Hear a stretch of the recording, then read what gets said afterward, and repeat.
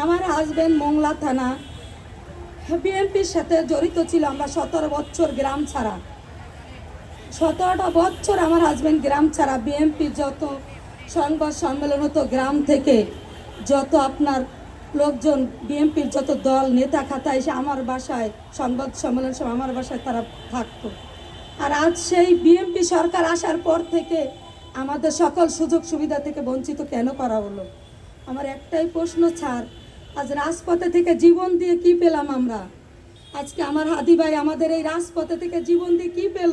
বলয়ের সামনে যখন হাসনাত আবদুল্লাহ, শারজিৎ, উপদেষ্টা তখন ছিল আপনার হাসিফ মাহমুদ, সকলকে যখন ঘেরাও করলো, তখন আমার হাজব্যান্ড তাদেরকে বাঁচাতে যায় এবং তাদেরকে বাঁচাতে যেয়ে আমার হাজব্যান্ড খুবভাবে মাথায় গুরুতরভাবে আঘাত খায়। 9 দিন ঢাকা মেডিকেল হাসপাতালে ভর্তি থাকাকালীন, লাইফ সাপোর্টে থাকাকালীন সে মৃত্যুবরণ করেন।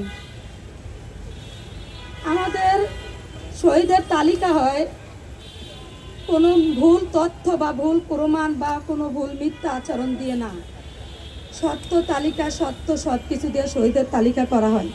কিন্তু প্রথম আলো 52 জনার নামে একটা গ্যাজেটভুক্ত তালিকা, ভুয়া গ্যাজেটভুক্ত তালিকার লিস্ট তৈরি করে মুক্তিযোদ্ধা মন্ত্রণালয় দেওয়া হয়। ওইখান থেকে মুক্তিযোদ্ধা মন্ত্রণালয় থেকে সেই 52 জনার সকল সুযোগ সুবিধা থেকে বঞ্চিত করা হয়। সেই 52 জনার ভিতরে আমিও একজন। আজ প্রতি মুহূর্তে আন্দোলনে থেকে, প্রতি মুহূর্তে রাজপথে থেকে আর জীবন দিয়ে, লাস্ট মুহূর্তে আমার 3টা বাচ্চা নিয়ে আমি রাস্তায় ভাসতেছি। আমি আমার তারেক রহমান স্যারের কাছে একটাই আবেদন, স্যার, আমার 3টা বাচ্চা নিয়ে আমি খুবই কষ্টে দিন যাপন করছি। আজকে আমরা এই হাদিবার বিচার চাই, আমার হাজব্যান্ডের বিচার চাই, এই আনসার বাহিনীদের বিচার চাই। আজ আমার এই সন্তানদের পাশে কে দাঁড়াবে? আমি 3টা সন্তান নিয়ে রাস্তায় রাস্তায় ভাসতেছি, আমার কোনো কুল কিনার নেই।